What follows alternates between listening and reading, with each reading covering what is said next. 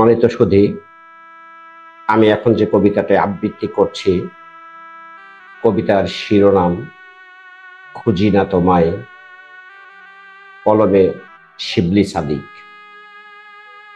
আর কোন শহরে খুঁজি না তোমায়, জীবন নামের গল্পতে একাকিত্বের স্বাদ নেব বলে বাকি জীবনের সবগুলো বসন্ত, বর্ষাকাল, সকল জ্যোৎস্না রাত এখন একান্তই আমার।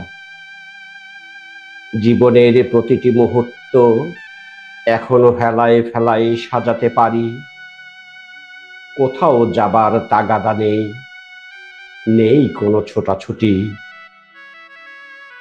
আমি আছি মাটির খুব কাছাকাছি, ইচ্ছে হলেই বিশাল ওই মাঠের শেষ প্রান্তে দাঁড়িয়ে গোধূলির শেষ বেলায় ডুবন্ত সূর্যটাকে বিদায় জানায়।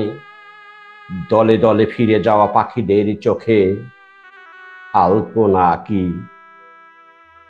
দূরে, বহু দূরে শোনা যায়, যায় না শোনা অভিমানী ট্রেনের হুইসেল।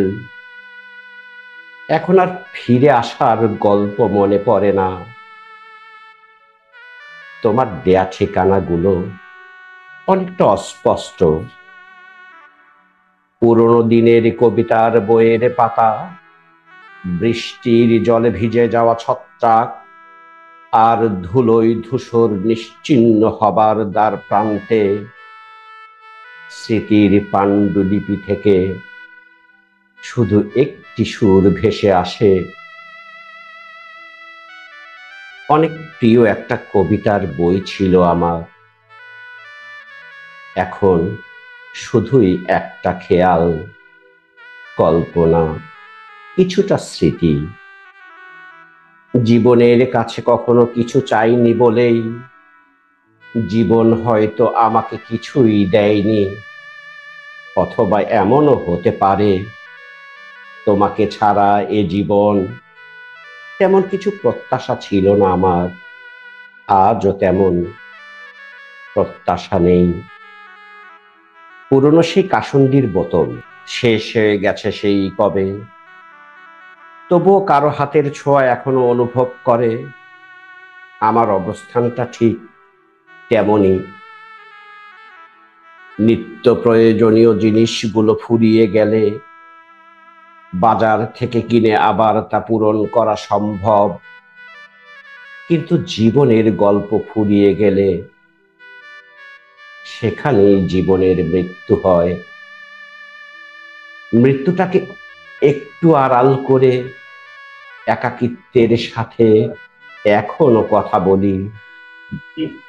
অহেতুক অপ্রয়োজনীয় কিছু জিনিসপত্র যেমন ঘরে রাখতে হয়, ঠিক তেমনি উদ্দেশ্য নাই, কারণ নাই, তবে একটা অপেক্ষা আছে। অনেকটা নিজেকে চিরতরে হারিয়ে ফেলবার অপেক্ষা, যেখানে আমার অস্তিত্বকে শুধুই আমি খুঁজে পাবো, আর কেউ কখনো জানবে না। এই পৃথিবীর লক্ষ কোটি মানুষের ভিড়ে এমন একটি ক্ষুদ্র প্রাণের গল্প এভাবেই অজানা থাক না, এভাবেই অজানা থাক না, এভাবেই অজানা থাক না।